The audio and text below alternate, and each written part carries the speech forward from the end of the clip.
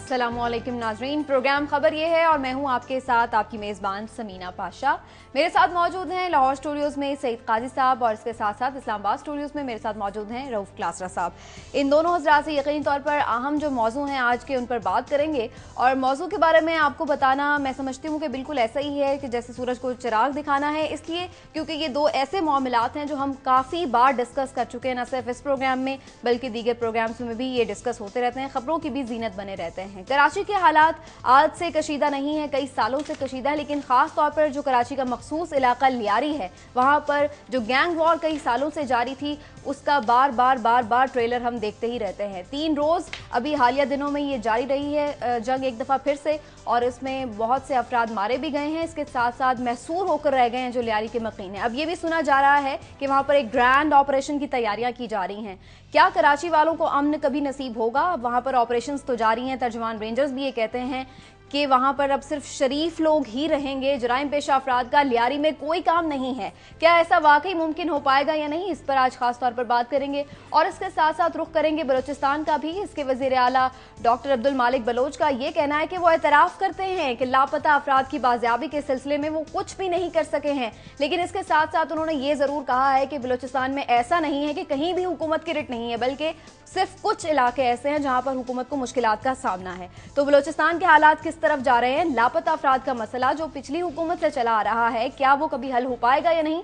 इन दोनों मौज़ूआत पर आज हम बात करेंगे, ये हमारी मेन स्टोरीज होंगी। लेकिन इसके साथ साथ बहुत सी अहम खबरें काजी साहब और क्लासर साहब भी हमारे लिए लेकर आए हैं, तो उनसे भी पहले जान लेते हैं कि उनके पास क्या स्टोरीज है आज। काजी साहब, आपकी जाने पहले आऊंगी, क्या स्टोरीज है आज आपके पास? एक तो मैं फॉलो अप करूंगा, एक जो वाइडनिंग क्राइसिस है जो यूएस और जर्मनी के जो माबैन एक रोज़ चल रही है, जिसमें वो फ़ोन टैपिंग का मामला था, तो उसमें बड़े दिलचस्प और इंकशाफात हुए हैं कि इवन ओबामा साहब को इल्म था 2010 से कि एंजेला मर्केल के इंटरव्यू उनकी इंटेलिजेंस एजेंसी जो है वो टेप करी और साथ ही बुलाया गया। बड़ा अनयूजुअल मूव थी कि अमेरिकी सफ़ीर को बुलाया जर्मनी में उन्होंने, तो ये इत्तेहादी आप उसमें किस मुकाम पे खड़े हैं, इस पर बात करेंगे। और फिर एक स्टोरी हम करेंगे राजनपुर से, कमर सिराज हमारे साथ होंगे कि ये जो दानिश स्कूल हैं इनमें कोई एक ऐसी नज़र आई है, उन्होंने डिटेक्ट की है कुछ उसमें जो खुर्द बुर्द, वो क्या है वो तफसील शेयर करेंगे। और फिर हमने एक स्टोरी आपसे बात से की थी कि कैसे 14 साल बच्ची को कुछ इश्तिहारी लोगों ने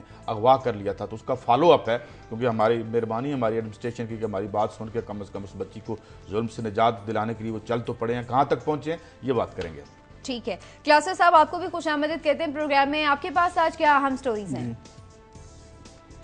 जी समीना, आज 3 स्टोरीज़ हैं जो आपके साथ शेयर करेंगे। पहली तो आपको याद होगा कि इस मुल्क में इतने सारे हंगामे, काम काज और स्कैंडल्स आते रहते हैं कि एक के बाद दूसरा में भूल जाता है। नंदीपुर ये पावर प्रोजेक्ट बहुत बड़ा पहला स्कैंडल आया था, डॉक्यूमेंट्री स्कैंडल था जो मौजूदा हुकूमत के खिलाफ 34 अरब रुपए का स्कैंडल था कि कैसे इसको 22 से 58 अरब रुपए का प्रोजेक्ट करके चीनी कंपनी को अदायगी की गई थी।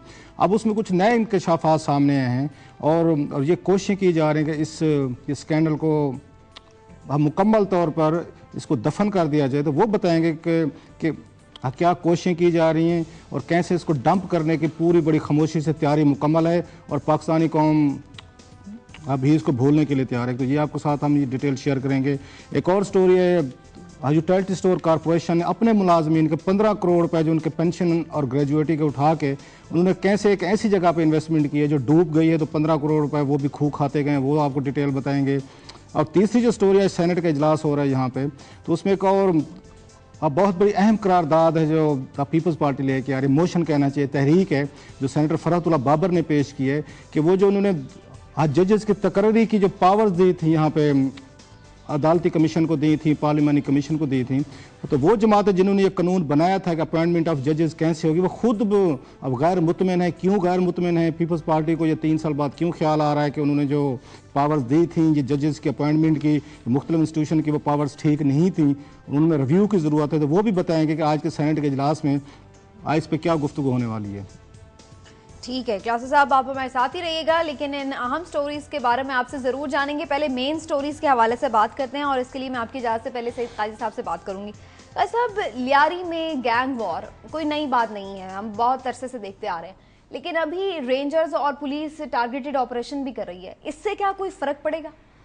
देखें जी, हम तो दुआई कर सकते हैं। ये तहरीर तो बड़ी अच्छी है जो आज देख रहे हैं हम, कराची से बदमाश भाग जाएंगे, ये लेकिन मामला ये है कि इसमें एक बहुत बड़ा वेस्टेड इंटरेस्ट है। लियारी से बहुत सारा सामान गुजरता है और वो सामान जो है उसके साथ जो मैशत तरवीज पा गई है, अब वो भी वहाँ पे मौजूद है। लेकिन बात यह है कि एक जो कोई ऐसा मीनिंगफुल चेंज हमें नहीं नज़र आई कभी भी। एक दफ़ा एक्शन किया, इससे पहले हम जानते हैं जनरल नसीरुल्लाह बाबर ने किया था, वो भी उस पर भी हर पार्टी की अपनी अपनी रिजर्वेशंस हैं। मगर बात यह है कि ये जो 80-84 करोड़ रुपए रोज़ाना की मैशत है, काले धन की मैशत है, बेसिकली ये इसकी बुनियाद है। और उस काले धन की मैशत पे सारे गुनाह के धंधे चलते रहते हैं। तो अब आप कैसे इसको इससे निजात हासिल करेंगे? It's not easy. एक तो बात ये है, और दूसरी बात ये है कि ये पैसे की लड़ाई है।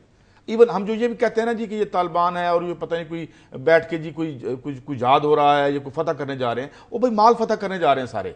अब मुझे ये बताएं कि अगर आप तावान लेते हैं, अखबार है तावान, तो तावान की रकम किसी नेक काम के लिए जहाद के लिए इस्तेमाल होगी। और एक रिपोर्ट तो ये कहती है कि भत्ते में जो सबसे ज्यादा जो भत्ता लेने वाली जमात है वहां पे तहरीके तालिबान के बारे में कहा जा रहा है कि वो सबसे ज्यादा वहां पे भत्ता मतलब वो तालिबान भी आ गए जो उनको कह लें। लेकिन बात यह है कि है माल का खेल, कोई किसी का नजरिए वाली बात नहीं रहेगी यहाँ पे। एक अरब तकरीबन बनता है, 1 अरब रुपया रोजाना का बनता है कराची में से जो निकाला जा रहा है। जब तक आप इस वेस्टेड इंटरेस्ट को न्यूट्रलाइज नहीं करते, उस वक्त तक मेरे ख्याल में जरा क्लासर साहब से पूछते हैं। क्लासर साहब से पूछते हैं, लेकिन साद बुखारी हमारे नुमाइंदे इस सारी सूरत हाल को कवर करते रहे, पहले उससे बात करते हैं और जानते हैं कि अभी वो वहां पर क्या सिचुएशंस देख रहे हैं।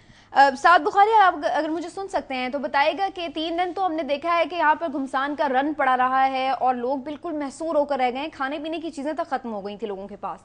अभी कुछ सूरत हाल नॉर्मल होना शुरू हुई है और ओवरऑल अब कोई ग्रैंड ऑपरेशन की तैयारी भी की जा रही है लियारी में? ग्रैंड ऑपरेशन तो 3 रोज से जारी है। सूरत हाल में थोड़ी तब्दीली जरूर आई है। गुज़िश्ता रोज कुछ कयास आराइयां हो रही थी कि जो 2 मुसल्लह गिरोह लियारी में एक दूसरे से लड़ रहे हैं उनके दरमियान सीज फायर का ऐलान कर दिया गया। तहाँ हमने सूरत हाल इसके बरक्स ही देखी और ऐसा कोई भी हमें वाज़ेह नजर नहीं आया। दोनों ग्रुप लड़ते ही रहे। रात गए सिलसिला फायरिंग का जरूर रुक गया था। सुबह तक हमने देखा कोई नाखुशगवार वाकया पेश नहीं आया लियारी में, लेकिन इसका मकसद ये किसी सूरत नहीं है कि इसकी तस्दीक की जा सके कि दोनों ग्रुपों के दरमियान कोई जंगबंदी हो गई है। रेंजर्स और पुलिस का कहना है कि ऑपरेशन किसी सूरत नहीं रोका जाएगा।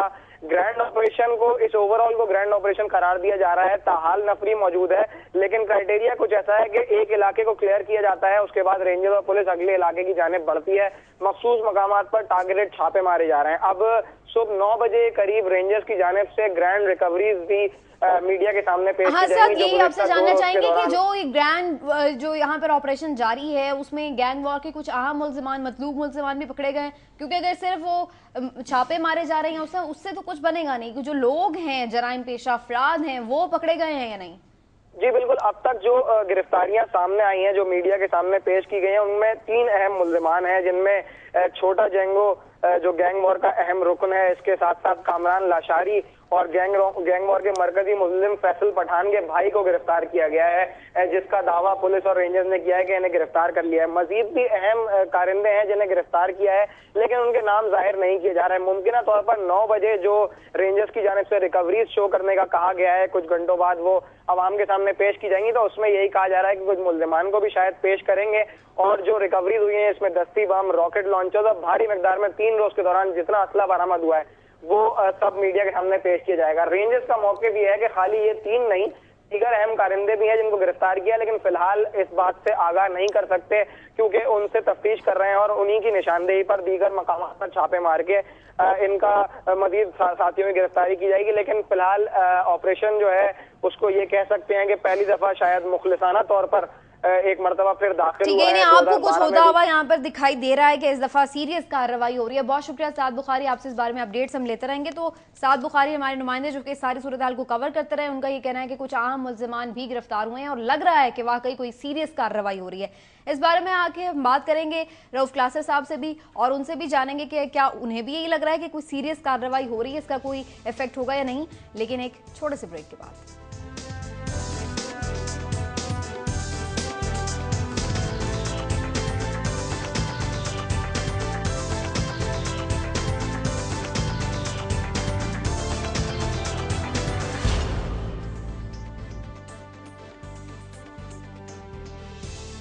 वेलकम बैक नाज़रीन। बात हो रही थी लियारी के हालात की और जैसा कि हमारे नुमाइंदे साद बुखारी का ये कहना है कि रेंजर्स और पुलिस की कार्रवाई तो जारी है और रेंजर्स का ये कहना है कि सिर्फ शरीफ लोग ही अब कराची में रहेंगे, बदमाशों को हम भगा देंगे या वो फिर मारे जाएंगे। क्लासा साहब से बात करते हैं। क्लासा साहब, आपको क्या लगता है कि इस दफ़ा जो कार्रवाई हो रही है वाकई वो क्या इतनी सीरियस, इतनी इफेक्टिव है कि कराची वालों को अमन नसीब हो जाएगा? इसमें तो कोई शक नहीं है कि इस दफ़ा वाकई आपको सीरियसनेस भी नज़र आ रही है, चाहे पॉलिटिकल फोर्सेस की तरफ से हो या लॉ इन्फोर्समेंट एजेंसीज की तरफ से। और जो अच्छी चीज़ मुझे इसमें नज़र आ रही है कि पॉलिटिकल फोर्सेस को बैक फुट पे ले जाया गया है कि अब वो इस तरह की बयानबाजी या इस तरह की चीज़ें वो नहीं कर रहे, चुप करके वो खामोशी से सारी प्रोसीडिंग को देख रहे हैं। माजी में हम देखते थे उनके मिनिस्टर, इंटीरियर मिनिस्टर हैं या इंफॉर्मेशन मिनिस्टर हैं इनके सिंध हुकूमत के, वो बात करते थे या आप देखते एमक्यूएम भी करती थी। अब की दफ़ा एक नया ट्रेंड है जो मैं समझता हूँ पॉजिटिव है। अगर आप इन पॉलिटिशियन के ट्रैक रिकॉर्ड सामने रखें तो ये बड़ा पॉजिटिव ट्रेंड है कि आपकी दफ़ा रेंजर्स या पुलिस जो है वो इन मामलात पे खुद कमेंट करती है, खुद बात करती है और अच्छे खासे स्ट्रांग मैसेजेस दिए हैं। इससे पहले हमने देखा कि पुलिस के AIG जो शायद हयात थे, उन्होंने एक प्रेस कॉन्फ्रेंस की थी और बड़ा स्ट्रांग मैसेज भेजा था। उन्होंने अपनी पुलिस फोर्स को भी भेजा था, जो वहाँ पे गैंगस्टर थे उनको भी भेजा था और यहाँ तक कहा था कि अगर मेरी जान चली भी जाए तो मुझे कोई परवाह नहीं है। सेम आज बयान देखे रेंजर्स के ब्रिगेडियर हामिद का मैं पढ़ रहा था, वो भी यही कह रहे हैं कि हमारी जान भी चली जाए हमें इसकी परवाह नहीं है, हम कराची में अमन लेके आएंगे। तो ये तो सीरियसनेस तो आपको नजर आ रही है और जो खुशी की बात है वो लॉ इन्फोर्समेंट एजेंसीज की तरफ से नजर आ रही है, क्योंकि पॉलिटिकल विल तो अपनी जगह पे होगी। लॉ इन्फोर्समेंट एजेंसीज का मोराइल बहुत डाउन हो चुका था, जो अब हमें लग रहा है कि ऐसा ऐसा वो लिफ्ट हो रहा है। एक चीज जो इसमें लियारी पे मेरा ख्याल है जो इन्होंने ऑपरेशन किया उसका एक बैकग्राउंड है। एक तो जैसे काजी साहब ने एक्सप्लेन किया कि सारे जो एलिमेंट्स हैं कि वहाँ पे कहा जाता है कि आज जितने भी वो लोग जो एंटी MQM थे तो वो शायद उनका मरकज बन चुका था लियारी। वहाँ से जितना भी ऑपरेशन होते थे MQM के खिलाफ या इनके वर्कर्स के खिलाफ वो शायद लियारी से हो रहे थे। सेम लियारी के लोगों को अपनी शिकायत थी MQM के खिलाफ कि वो उन पे अटैक्स कर रहे थे, जब उनकी टारगेटेड एक दूसरे को किलिंग्स की भी ये कंप्लेंट्स आ रही थी। अब आपने देखा कि ऑपरेशन के पहला जो एक महीना था वो ज्यादा फोकस MQM पे रहा है और इवन MQM ने इस पे ये शोर भी डाला, उन्होंने बयान भी दिया कि ये सिर्फ उनका कहना था कि सिर्फ हमारे खिलाफ ही टारगेट हो रहा है। तो मेरा ख्याल है एक बैलेंसिंग फैक्टर के तौर पर भी लियारी को टारगेट किया गया। यकीनन ये रेंजर्स के पास इंफॉर्मेशन भी थी, इतलात भी थी, सीक्रेट एजेंसीज भी इनको सपोर्ट कर रहे हैं, वहां से भी इंफॉर्मेशन आ रही होगी। तो आप कह सकते हैं इसको बैलेंसिंग फैक्टर के तौर पर लें कि पहले उन्होंने MQM के कुछ ये लोगों पे हाथ डाला है, वहां से बंदे पकड़े, MQM ने रोला डाला है तो उन्होंने कहा जी अब हम लियारी में ऑपरेशन कर लेते हैं। हाँ, एरिया तो आइडेंटिफाई कर चुके हैं। रोला डाल रही है क्लासर साहब, MQM तो अभी भी रोला डाल रही है। भी कल ही हम देख रहे थे प्रेस कॉन्फ्रेंस हुई है, हैदर अब्बास रिजवी साहब ने बताया उनका जो कारकुन है दिलशाद की स्टोरी सामने आई हुई थी, तो वो यानी उनकी तरफ से जो रौला डालने का सिलसिला है वो तो जारी है। साथ ही इस पॉइंट पे भी मैं आपसे बात करना चाहूंगी कि ऑपरेशन ठीक है, आप कह रहे हैं इफेक्टिव है, सीरियस है, लेकिन अनाउंस्ड ऑपरेशन से आपको नहीं लगता है कि जो एक सीक्रेसी है वो मुतासिर होती है? जो लोग हैं वहां पर जराइम पेशा वो तो इधर उधर भाग रहे हैं, जैसे कि खुद अपनी भी उनकी रिपोर्ट सामने आई है कानून नाफिज करने वाले इदारों की कि कोई वजीरिस्तान चला गया, कोई मरीज से पकड़ा जा रहा है, कोई लाहौर से पकड़ा जा रहा है, तो वो तो फिर कितना इफेक्टिव हो सकता है? ऐसा तो नहीं कि ये वक्ती तौर पर सिर्फ वहां पर कुछ हालात बेहतर होते हैं। एक दफ़ा इनको स्ट्रांग होल्ड अगर वहाँ पे लॉ इन्फोर्समेंट एजेंसीज का बन जाता है, क्योंकि कराची बड़ा सेंसिटिव शहर है जैसे कहा जाता है, वहाँ पे एक बंदे का भी अगर वहाँ पे कत्ल होता है या मारा जाता है बहुत बड़ी खबर बन के सामने आता है। एक तो लॉ इन्फोर्समेंट एजेंसीज की कोशिश होगी कि वक्ती तौर पर कराची को कंट्रोल किया जाए, चाहे वो भागना चाहते हैं, निकलना चाहते हैं, एटलीस्ट आप इसको रिट ऑफ द गवर्नमेंट के नीचे लेके आए, लोगों को एहसास दें कि हमने कराची पे कुछ ना कुछ कंट्रोल कर लिया है। ये बहुत ज़रूरी है उनके लिए, इसलिए वो भाग रहे हैं, वहाँ से फरार हो रहे हैं। हाँ, तो मुमकिन है उनकी स्ट्रैटेजी भी होगी कराची को जब तक आप नॉर्मलाइज नहीं करेंगे, चाहे 6 महीने के लिए, 1 साल के लिए, लॉ इन्फोर्समेंट एजेंसीज का एतमाद वापस नहीं आएगा। जो मैं कहूँगा कि वापस आता हमें लग रहा है, जिस तरह की सीरियसनेस उसमें दिखाई जा रही है। और तीसरी बात यह है कि MQM को एक बात पे मेरा ख्याल अप्रिशिएट करना चाहिए, चाहे जो भी दबाव हैं उन पे, जो भी कंपल्शंस हैं, जो भी उनकी आर्म ट्विस्टिंग की गई है या वो हालात उनके जिस नहज पे भी हैं, कम से कम उन्होंने कराची को पैरालाइज करने की कोशिश नहीं की, उन्होंने काउंटर कोई स्टेप्स लेने की कोशिश नहीं की। उन्होंने हड़ताल हो गए या उन्होंने हंगामे हो गए या मुजाहरे हो गए या उनके जलसे जुलूस हो गए, वो किसी हद तक मेरा ख्याल MQM भी कोऑपरेट कर रही है। और जहाँ पे उनकी जेन्युइन शिकायतें बनती हैं MQM की, पर्टिकुलरली रेंजर्स को थोड़ा सा इस पे केयरफुल होना पड़ेगा कि ऑलरेडी अब तक उनको मीडिया भी सपोर्ट कर रहा है, पब्लिक भी सपोर्ट कर रही है, उनको पॉलिटिकल फोर्सेस भी कर रहे हैं। और जिस तरह का दिलशाद वाला मामला सामने आ रहा है तो रेंजर्स को भी चाहिए होगा कि थोड़ा सा केयरफुल होकर वो चीज़ों को देखें। इस तरह के तशद्दुद के वाक़यात अगर सामने आएंगे तो मेरा ख्याल है इससे थोड़ी सी ऑपरेशन में उनको प्रॉब्लम भी हो सकते हैं, और जो क्रेडिबिलिटी इस वक्त उनको मिली हुई है, जो सपोर्ट मिली हुई है, उसमें भी डेंट पड़ सकता है। यानी आप काफी पॉजिटिव हैं इस ऑपरेशन को लेकर के। ठीक है, आगे बढ़ते हैं प्रोग्राम में, कुछ बात कर लेते हैं अब बलूचिस्तान के हालात के हवाले से भी। वजीर आला साहब की कल प्रेस कॉन्फ्रेंस देखने में आई, अगरचे बलूचिस्तान के बारे में थी लेकिन कराची में की जा रही थी।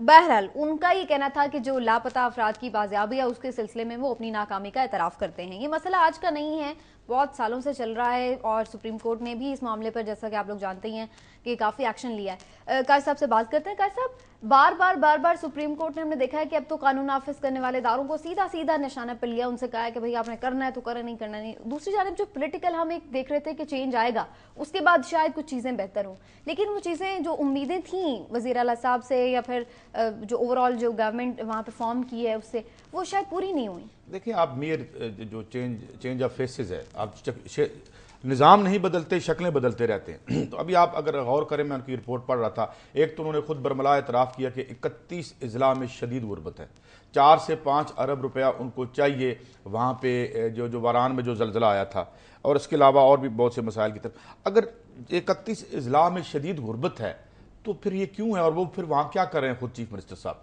बात यह है कि गुर्बत खत्म करना, इस आइन के तहत लोगों को मौके देना, तो आपका काम। अब मैं अर्ज करता हूँ ना, गुर्बत कैसे खत्म हो कि इनके 14 वजीर में से 10 तो जो है वो चीफ टेंस हैं, नवाब हैं और ऊपर वो लोग हैं। अच्छा, खुद हम कह रहे हैं जी कि ये तो मिडिल क्लास से आए थे, मगर ये मिडिल क्लास से अगर आए भी थे तो मेरे ख्याल में कोई गरीब आदमी की रिप्रेजेंटेशन तो वहां नजर नहीं आ रही। और पैसे, खासा पैसा, पिछली दफा खासा पैसा गया बलोचिस्तान में, खासतौर पर पीपल्स पार्टी की जो आगाज हुकूक बलोचिस्तान थी या NFC अवार्ड के तहत पैसे गए, वो कहाँ गए?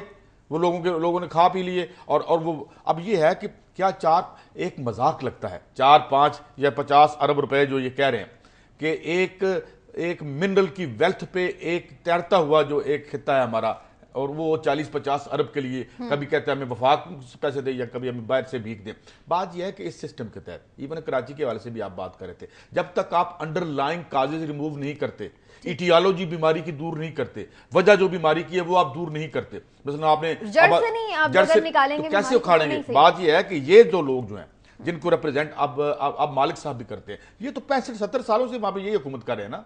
यहाँ पे कौन लोग हुकूमत कर रहे हैं? चीफ टेंस हुकूमत कर रहे हैं, नवाब हुकूमत कर रहे हैं, या बिग जो ट्राइबल चीफ है वो हुकूमत कर रहे हैं ना। तो उन्होंने तो मसला हल नहीं किया, उन्होंने तो मसला खराब ही किया। तो इसका मतलब ये है कि अवाम की पार्टिसिपेशन, जब तक स्टेक्स नहीं होते, इकोनॉमी में उसके स्टेक्स नहीं होते, उसके राइट्स जो आइन उसको देता है वो आप इंश्योर नहीं करते। और इसी तरीके से ये गिद्दें बैठी रहेंगी, जो कि बत्ते वाली गिद्दें बैठी रहेंगी, अगवाब राय तवान वाली गिद्दें बैठी, उस वक्त हमें नजर आएंगे। ठीक है, फरीदुल्लाह हमारे साथ मौजूद हैं कोयटा से, उनसे बात कर लेते हैं। फरीद, वैसे तो वजीर आला साहब कहते हैं कि कुछ ही इलाके ऐसे हैं बलूचिस्तान के जहां हुकूमती रिट नहीं है, लेकिन हम तो कोयटा में भी देखते हैं कि हालात इतने कोई काबू में दिखाई नहीं देते जो सूबाई दारुल हुकूमत है। दूसरा, फिर जो लापता अफराद का मामला है वो भी हमें यही लग रहा है कि सुप्रीम कोर्ट में भी टाल मटोल ही की जाती है बार बार इस मामले पर। आपको क्या लग रहा है? आप वहां पर सारी हालात भी कवर करते हैं, हुकूमत बलूचिस्तान की कारकर्दगी क्या है मुख्तलिफ मामलात पर, खासतौर पर जब हम बलूचिस्तान में लापता अफराद की बात करते हैं, गुर्बत की बात करते हैं, और अब हालिया जो ज़लज़ला आया उसके बाद? जी बिल्कुल, अगर हम बलूचिस्तान के हालात की बात करें, उसमें लापता अफराद का जो मामला है ये तकरीबन 2006 से चल रहा है। इसमें तो सबसे अहम मामला ये जो हालात बिगड़े हैं, जिन इलाकों में हुकूमतों की रिट नहीं है, जहाँ हुकूमत के खिलाफ कार्रवाइयाँ हो रही हैं, वहाँ ये कह रहे हैं जो लापता अफराद है उनका ये कहना है कि जो उनके अफराद लापता किए गए उनको मंजर आम पे लाया जाए। इसी तरह सुप्रीम कोर्ट में केस 3 साल से चल रहा है। सुप्रीम कोर्ट में भी जो शवायद पेश किए जाते हैं इदारों की तरफ से, पुलिस की जानिब से, FC की जानिब से, तो उनमें भी ये कहा जाता है कि हमारे पास कोई लापता अफराद नहीं है। खासतौर पर सुप्रीम कोर्ट में गुज़श्ता हेयरिंग जो कोयटा में हुई थी उसमें कहा था कि ज्यादातर जो शवायद मिले कि FC बंदों को ले गई उठा के, फिर FC ये कहती है हमारे पास नहीं। तो उन्होंने इदारों को कहा है कि जैसे भी वो बंदों को जो लापता हैं उनको मंजर आम पे लाया जाए।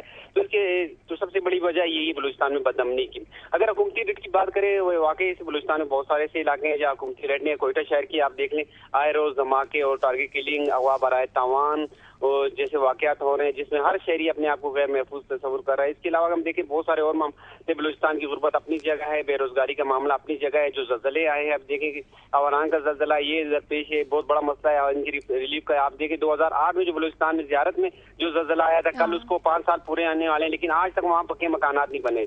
तो हुकूमत में अदम एतमाद हर तरफ से आ रहा है। ठीक। कि हुकूमत जो गुज़श्ता हुकूमत उसने भी कुछ नहीं, अभी नई हुकूमत बनी, इससे भी अब तक कोई ऐसी कारकर्दगी ठीक है, यानी कोई कारकर्दगी काबिल जिक्र नहीं। शुक्रिया आपका फरीदुल्लाह। क्लास्टर साहब, मिडिल क्लास से वजीर आला लिया गया था, उम्मीद ये दिलाई जा रही थी कि बहुत ज्यादा चेंज आएगा, वो चेंज कहीं दिखाई नहीं दिया है। और जैसा कि फरीदुल्लाह ने भी हमें बताया, काजी साहब का भी आपने सारा मौक़िफ़ जाना है, आपको क्या लगता है इन अहम मामलात पर हुकूमत बलूचिस्तान की कारकर्दगी आपको भी सिफर दिखाई दे रही है?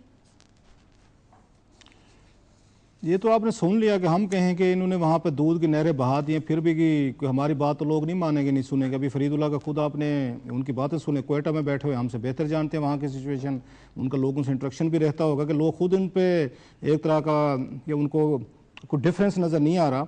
एक दो चार बात से बड़ी इंपॉर्टेंट, जो काजी साहब कह रहे हैं कि 30-40 अरब रुपए की बात की है कि हमें जहाँ पे जलजला आया उसको रिहेबिलिटेट करने के लिए। लास्ट वीक हमने स्टोरी दी थी इसी प्रोग्राम के, $1.4 बिलियन का सिर्फ सोना, चांदी और कॉपर यहाँ से बेचा गया है, बलूचिस्तान से निकाल के आलमी मार्केट में पाकिस्तान हुकूमत ने बेचा है चाइनीज कंपनीज के जरिए।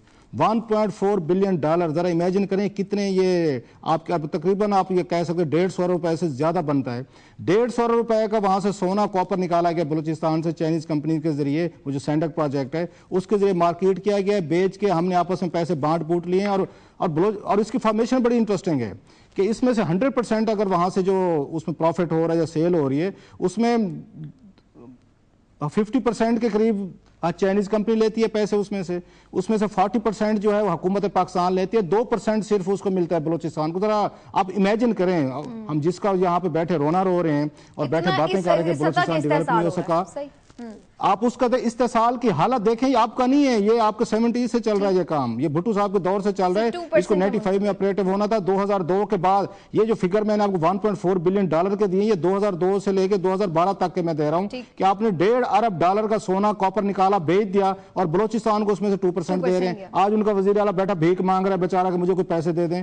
जब वजीर आला बनेंगे यहाँ से रेवंड में बैठ के, मरी में बैठ के, तो बलूचिस्तान के हालात ठीक आपसे नहीं होने वाले। और काजी साहब ठीक कह रहे थे, हम बड़े खुश हो गए थे, वो देखें जी मालिक साहब आ गए, वो खुद बलोच हैं, खुद नेशनलिस्ट हैं, वो जी लोअर मिडिल क्लास से ऊपर आए हैं, वो लोगों का मसाइल जानते हैं। जब ये चीफ मिनिस्टर हाउस में दाखिल होते हैं, ये उसी तरह के हो जाते हैं। आज एक बड़ा इंटरेस्टिंग और बड़ा हार्ड हिटिंग लेटर छपा है, बल्कि आर्टिकल है, एक्स ये सेनेटर थे BNP के हैं, सनाउल्लाह बलोच, उन्होंने लिखा है नवाज शरीफ का नाम, बड़ा हार्ड हिटिंग लेटर लिखा है, डियर मिस्टर प्राइम मिनिस्टर, वो पढ़ने वाला है जो आज छपा है यहाँ पे। उसमें उन्होंने बड़ा एक खूबसूरत टांट किया नवाज शरीफ को। उन्होंने कहा हुजूर जब आप उस अपोजिशन में थे, और रिप्रोड्यूस किया उन्होंने उनकी तकरीरों के और उनके ऐलानात के पैरे, अपोजिशन में थे तो आप क्या तकरीरें करते थे बलूचिस्तान के बारे में कि फौज वहां पे बैठी हुई है, जुल्म कर रही है, गनशिप हेलीकॉप्टर के जरिए वहां पे आप लोगों को मार रहे हैं और कंट्री ब्लीड कर रहा है बिकॉज आर्मी ऑपरेशन जारी है। उन्होंने कहा आपको आए हुए 4 महीने हो गए, आपने एक लफ्ज भी वहां पे बैठ के नहीं कहा। आपने स्टेप्स नहीं बता दीजिए, APC से अब कोई सिचुएशन चेंज होगी, कह रहे हैं APC बुलाएंगे, उससे कोई फर्क पड़ेगा बलूचिस्तान के हालात पर? ये समीना आपने बड़ा अच्छा सवाल किया। इस मुल्क में फैशन बन गया हर चीज पे APC। इस मुल्क के सियासतदानों को, वो कहते किसी एक फिल्म हिट हो जाए ना तो पूरे का पूरा उठ के पूरा मुल्क, पूरे फिल्म साज और एक तरह की फिल्में बनाना शुरू कर देंगे क्योंकि हिट हो गई है। इनका यही कुछ हो चुका है, एक आध APC हिट होगी, हर बात पे APC बुला लें, एक फैशन बन गया है। इवन एडिटोरियल उठा लें अखबार वाले, हम ये कहते हैं APC बुला लें, इन लीडरों से बात करें APC। और भाई मेरे ऑलरेडी पार्लियामेंट मौजूद है, आपकी सूबाई असेंबली किस काम के लिए, आप किस चीज की APC बुलाना चाहते हैं? कौमी असेंबली मौजूद है, सेनेट मौजूद है, आपकी प्रोविंशियल असेंबली मौजूद है, आपकी कैबिनेट मौजूद है। बिल्कुल, उसमें नहीं आपकी पार्लियामेंट समीना, पार्लियामेंट में सारी जमातें बैठी हुई हैं, कौन सी उसमें नहीं बैठी? बलूचिस्तान में नहीं बैठी हुई, आपके यहाँ पे आपके कौमी असेंबली सेनेट में सारी जमातें बैठी हुई हैं। ये इस तरह की चीजें करना कि APC बुला लेंगे, ये सारे डिलेइंग टैक्टिक्स हैं। वही वाला डू नथिंग बिज लुकी, ठीक है, वही पॉपुलर शो क्रिएट कर दिया जाएगा, बस एक डिस्प्ले हो जाएगा कि हम कुछ कर रहे हैं, वही उससे और एक दिन के लिए हम लाइव करेंगे, एक दिन के लिए हम खड़े होंगे कैमरे लेके, डिबेट्स होंगी, बैठेंगे और फिर वही वो कहते ढाक के 3 पात वाला हिसाब है। तालिबान से जो इन्होंने हम मुज़ाकरात के लिए APC बुलाई थी, उसको 1.5 महीना हो गया, कुछ रिजल्ट निकला है। ये सारा बैठ के टाइम बैंक टैक्टिक्स हैं इनके। एक छोटा सा ब्रेक लेते हैं, जिसके बाद वापस आएंगे तो क्लासेस साहब की और काजी साहब की बहुत सी अहम स्टोरीज हैं जिनके हवाले से आपको अपडेट करेंगे। नाज़रीन आप कहीं मत जाइए, हमारे साथ रहिए।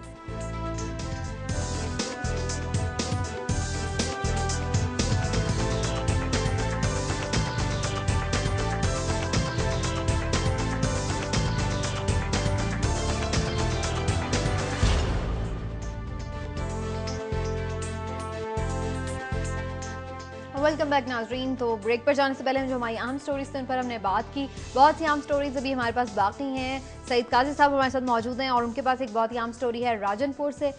उनसे बात करते हैं। काजी साहब, ये क्या मामला है? दानिश स्कूल सिस्टम के लिए पैसे दिए गए थे और वो पाइपलाइन का बताया जा रहा है कि वो उसमें टूट फूट का कुछ एम्बेजलमेंट हुई है वहाँ पे। कुछ देखिए, 4 पैसे जो हम तालीम के लिए रख भी छोड़ते हैं, वो जब उसके वो उनकी ट्रांसलेशन नहीं होती इनटू प्रोजेक्ट्स, वो लोग खा पी जाते हैं। राजनपुर से हमारे साथ होंगे कमर सिराज, अगर हों तो हम उससे पूरी तफसील पूछते हैं। कमर सिराज हमारे साथ मौजूद हैं। कमर, अगर आप साथ मौजूद हैं, बताइएगा इस सारे स्कैंडल की क्या मजीद तफसील सामने आ रही है?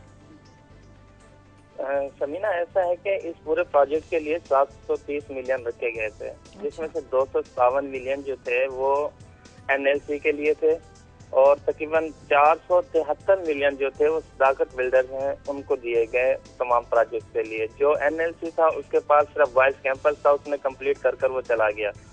जबकि जो ये बिल्डर्स है, इसने जगह जगह पर कुछ ऐसे करप्शन किए हैं कि एक है वाटर सप्लाई लाइन जो मीठे पानी की मीठा पानी चाहिए। एक तो सबसे अहम बात यह है कि जहाँ पर दानिश स्कूल बनाया गया है यहाँ पर मीठा पानी है ही नहीं, यहाँ पे कड़वा पानी पीने के लायक नहीं है।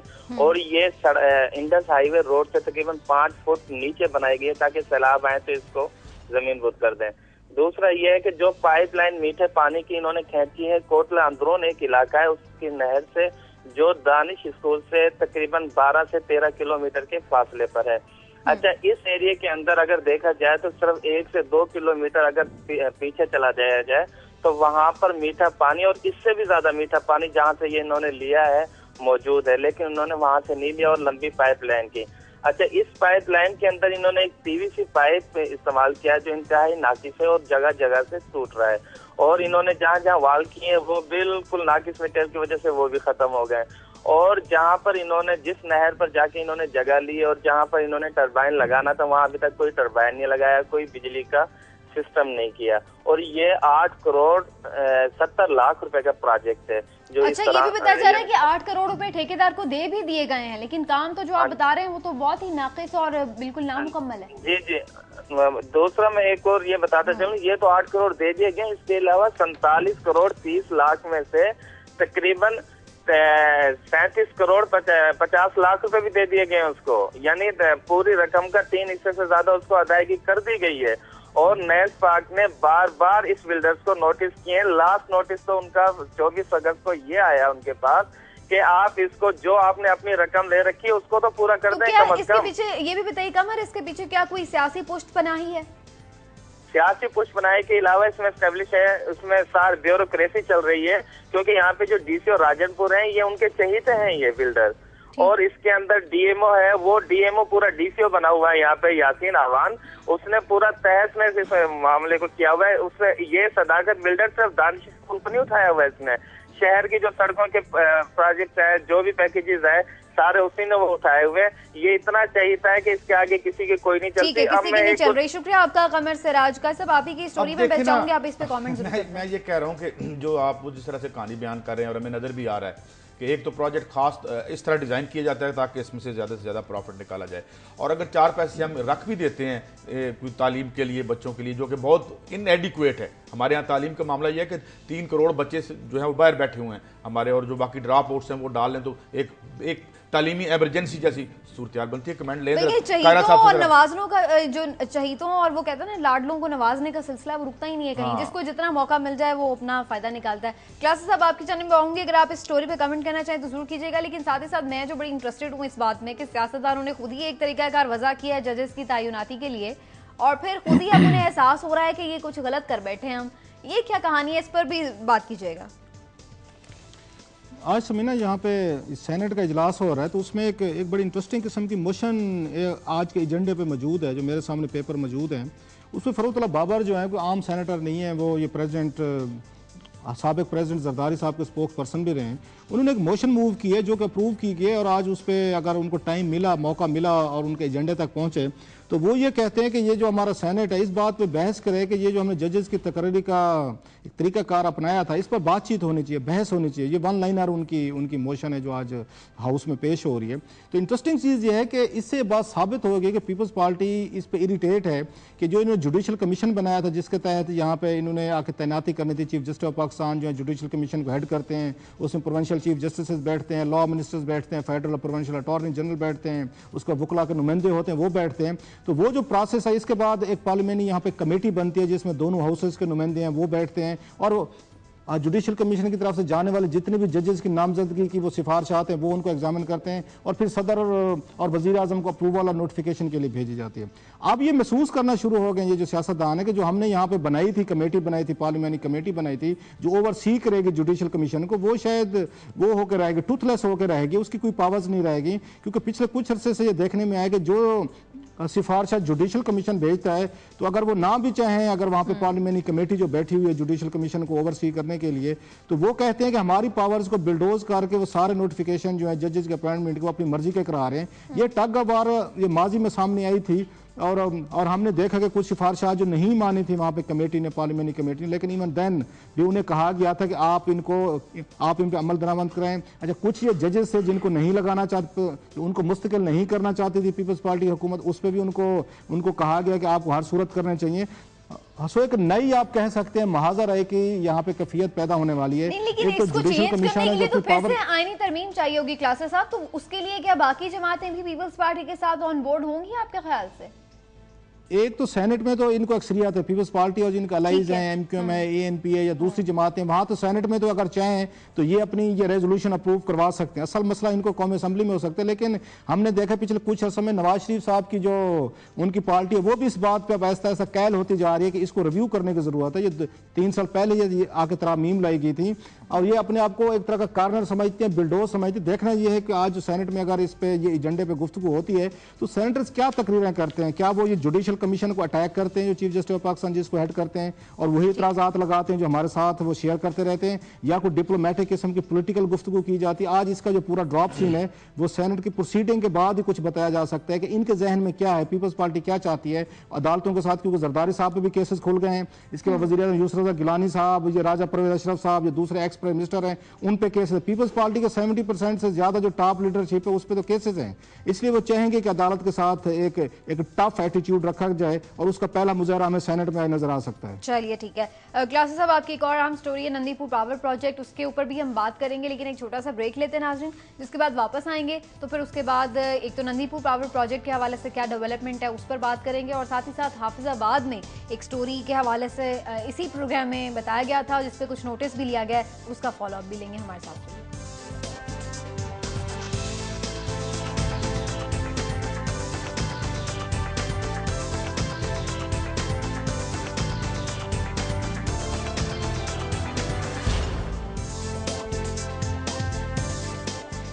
वेलकम बैक नाज़रीन। हाफिजाबाद की एक बच्ची है, बहुत ही कमसिन बच्ची है, 14 साल उसकी उम्र बताई जाती है, जिसको अगवा कर लिया गया था और इसके बारे में जो खबर यह है हमने अनाउंस की थी, जिसके बाद अब ये बताया जा रहा है कि जो वफाकी मुहतसिब पंजाब हैं उन्होंने इसका नोटिस लिया है और उसके बाद अब कुछ एक्टिविटी उसमें दिखाई दे रही है। सब आपकी स्टोरी थी, मैं चाहूंगी कैसर अगर हो हमारे साथ तो कैसर बताएं।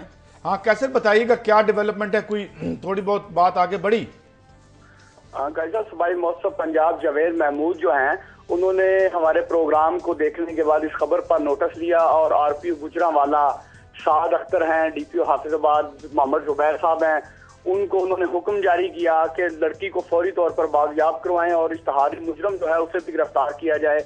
इस हवाले से सूबाई मौसम पंजाब जो हैं उन्होंने सख्ती से बरहमी का भी इजहार किया कि क्या इश्तहारी इस तरह लड़कियों को उठाकर ले जाएं, तो क्या बिलखसूस 8वीं जमात की तालिबा के हवाले से उन्होंने जो है अपनी एडवाइजर इन्वेस्टिगेशन टीम को भी हदायत की है कि इस मामले में वो भी जो है इकदाम करें ताकि इस बच्ची को फौरी तौर पर जो है बाजियाब करवाया जा सके। दूसरा मैं आपको ये भी बताता चलूं कि डीपीओ हाफिजाबाद मोहम्मद जुबैर जो हैं उन्होंने यकीन दहानी करवाई है कि बच्ची को जल्द बाजियाब करवा लिया जाएगा। उन्होंने जरूरतमंद पुलिस अफसरान जो हैं उन पर मुश्तमिल एक टीम बनाई है और वो टीम जो है जल्द इंशाल्लाह बच्ची को जो है बाजियाब करवा लेगी। दूसरी जानब बच्ची के जो वर्सा है उनका अभी तक ये कहना है कि उन्हें इस हवाले से कोई जो माकूल जवाब है मुकामी पुलिस बिलखसूस चौकी ए डिवीजन या तफ्तीशी अफसर की जानिब से जो है नहीं दिया जा रहा, बल्कि पुलिस उन्हें मुख्तलिफ और मुकदमात उठाने की कोशिश कर रही है। तो हम डीपीओ हाफिजाबाद से भी ये अपील करेंगे, गुजारिश करेंगे अपने प्रोग्राम के हवाले से कि वो उन्हें भी तहफ़्फ़ुज़ फराहम करें और इस बच्ची को जल्द से जल्द बाजियाब करवाएं, ताकि ये इश्तहारी के हवाले से बच्ची को अगवा कर लेना एक बहुत ही शर्मनाक वाक़या है। जी चलिए ठीक है, शुक्रिया आपका कैसे नदीम साकी। और साथ ही साथ जैसे कि गाय साहब हम जिक्र कर रहे थे कि सिलसिले में वालिदैन एक कोलैप्स लॉ एंड ऑर्डर का लगता है। अच्छा। एक ऐसा कोलैप्स लगता है मुझे। अब ठीक है, बड़ी मेहरबानी उनकी जो मुतसिब हैं वो इसमें इंटरेस्ट ले रहे हैं, लेकिन मुझे यूं लगता है जैसे हम जहां पिन पॉइंट करेंगे वहां पे तो शायद कोई हिलना जुलना शुरू हो जाए, और जहां हम पिन पॉइंट नहीं करते और हमारी आंख के पीछे जो है वो चलता रहता है। सही है। और सिलसिले में ये कि खुद वालिदैन को भी थोड़ा मजीद केयरफुल होना चाहिए अपने बच्चों के सिलसिले में, चाहे बच्चे हों बच्चे हों, क्योंकि इस किस्म का वायलेंस बहुत ज्यादा अब देखने में आ रहा है। बहरहाल आगे बढ़ते हैं। क्लासेस साहब, आपकी स्टोरी नंदीपुर पावर स्कैंडल के हवाले से जल्दी से बता दीजिए, उसमें क्या अब नई डेवलपमेंट आई है? एक समीना, यहाँ पे ये 3-4 महीने पहले जब नवाज शरीफ हुकूमत का सबसे पहले डॉक्यूमेंटेड स्कैंडल आया था और इसाक डार साहब ने अप्रूवल दी थी कि 22 अरब रुपए से इन्होंने ये प्रोजेक्ट की अमाउंट 57 अरब रुपए कर दी थी, और जो इन्होंने कुछ 4 के करीब इन्वेस्टिगेशन की थी और चारों जो इंक्वायरी रिपोर्ट थी वो डंप कर दी गई, किसी के साथ शेयर नहीं की जा रही। अब मुनव्वर बशीर साहब हैं, ये MD पेप्को है, ये रहे हैं और अच्छा खासा बड़ा तवील अरसा रहे हैं। इन्होंने एक पहला लेटर लिखा था सुप्रीम कोर्ट ऑफ पाकिस्तान को, जिससे सारा स्कैंडल सामने आया था कि कैसे इन्होंने ये 22 अरब से इन्होंने जाके कर दिया, उसको 57 अरब रुपए कर दिया है। उसके बाद ही आके इन्वेस्टिगेशन शुरू हुई थी। अब इन्होंने मुनव्वर बशीर साहब ने एक लेटर लिखा है सुप्रीम कोर्ट ऑफ पाकिस्तान को, भी उसकी कापी भेजी गई है, और एहसन इकबाल साहब जो डिप्टी चेयरमैन प्लानिंग है, और क्योंकि उनका भी उनके महकमे का बड़ा रोल है इस पूरे स्कैंडल में, क्लीन चिट देने में, इसको क्लियर करने में, अप्रूवल करने में। उन्होंने कहा कि आपने इंक्वायरी यहाँ पे बिठाई थी और मुझे बाकायदा बुलाया गया था कि आप आएँ और अपने एतराज़ात बताएं कि आपको क्या क्या एतराज़ात हैं जो आपने सुप्रीम कोर्ट को लिख के भेजें। उनका कहना था मैं बाकायदा इंक्वायरी में शामिल हुआ, मैंने अपने एतराज़ात बताए, पूरा इनको कम्प्रीहेंसिवली समझाया कि आप कहाँ कहाँ पे गड़बड़ कर रहे हैं और ये पैसा किस किस के उसमें जा रहा है, गलत आप ये मद्दू में डाल रहे हैं। उनका ये कहना है कि अब मुझे ये पता चला कि आपने मॉक एक्सरसाइज की थी, मजाक किया था कि वो जो इंक्वायरी रिपोर्ट बना के इन्होंने तैयार की है और जिसको छुपा के रखा हुआ है, एहसन इकबाल साहब ने किसी को देने को तैयार नहीं है। उन्होंने कहा कि आपने इसका मकसद सिर्फ जो वो लोग जिम्मेदारान थे उनको क्लीन चिट देना था, वो किसी के साथ शेयर नहीं कर रहे। और उनका ये कहना है कि उनके जो अपने जरा हैं वो ये बताते हैं कि इस इंक्वायरी में रिपोर्ट को फाइनल करते वक्त जो एतराज़ात उन्होंने बताए थे कि कैसे 22 से 58 रुपए गलत किया, उनको इस रिपोर्ट का हिस्सा नहीं बनाया गया। उन्होंने बाकायदा सुप्रीम कोर्ट ऑफ पाकिस्तान को कहा है कि आप इस मामले को अपने पास लेके हैं, जहां पे पहले नंदीपुर का केस चल रहा है, तो लेकिन सुप्रीम कोर्ट ऑफ पाकिस्तान इस मामले में हाथ अभी तक नहीं डाल रही, जो कि इसको 22 से 58 रुपए का कैसे मामला हुआ है। अब वो ये चाहते हैं कि आप इसमें बैठ के जो आपने मॉक एक्सरसाइज के बाकायदा लफ्ज यूज किए गए उस लेटर में जो सुप्रीम कोर्ट ऑफ पाकिस्तान के रजिस्ट्रार को भी भेजा गया है कि मॉक एक्सरसाइज से जैली काम किया गया है इस स्कैंडल को दबाने के लिए, इसको डंप और बरी करने के लिए आपने सारे का सारा पर्दा डाल दिया है। जो रिपोर्ट इन्होंने दी है, एक इन्होंने कहा था कि ये रिपोर्ट हम पब्लिक साथ शेयर करेंगे। 4 इंक्वायरीज रिपोर्ट हुई हैं, एक वजीर आजम साहब ने की, एक इसाक डार साहब ने की, फिर वजीर आजम साहब ने की, फिर एक और इंक्वायरी कमेटी हुई। अब उन इंक्वायरीज रिपोर्ट का कोई पता नहीं है, किसी को कुछ नहीं है। यानी एक तो करप्शन की जाती है, उसके ऊपर जो इंक्वायरी बिठाई जाती है उसमें भी करप्शन की जाती है, इंक्वायरी में भी करप्शन हो जाती है और वो चीजें सामने इसलिए जब जावेद महमूद साहब हमारा प्रोग्राम देख के वक्ती तौर पर कुछ कर देते हैं, उसके बाद वक्ती तौर पर यही कुछ होता है, इंक्वायरी रिपोर्ट कर ली, मंगवा ली, पता करवा लिया, फिर इस मुल्क में इतने मसाइल हैं, इश्यूज हैं, एक के बाद दूसरा, दूसरे के बाद तीसरा, में याद नहीं रहता, लोगों को याद नहीं होगा कि नंदीपुर पावर प्रोजेक्ट। चलिए टाइम बिल्कुल खत्म हो गया है, जो भी एक्शन लेते हैं बहरहाल ये भी एक बात है, लेकिन वही बात है कि जब तक इंक्वायरी के ऊपर कोई एक्शन नहीं होगा तो फिर फायदा भी नहीं है उस इंक्वायरी का। क्लासेस साहब, आपकी एक स्टोरी इंपॉर्टेंट थी, यूटिलिटी स्टोर्स कॉर्पोरेशन के मुलाजमीन के जो फंड्स हैं उसके हवाले से, उस पर फिर कभी बात करते हैं। आज वक्त जो है वो बिल्कुल खत्म हो गया है। बहुत शुक्रिया आपका, और सरकार साहब आप हमारे साथ मौजूद था, आपका भी शुक्रिया। नाज़रीन, प्रोग्राम आपने देखा, अपना फीडबैक जरूर दीजिएगा। इंशाल्लाह आपसे कल फिर मुलाकात होगी। अपना ख्याल रखिएगा, अल्लाह हाफ़िज़।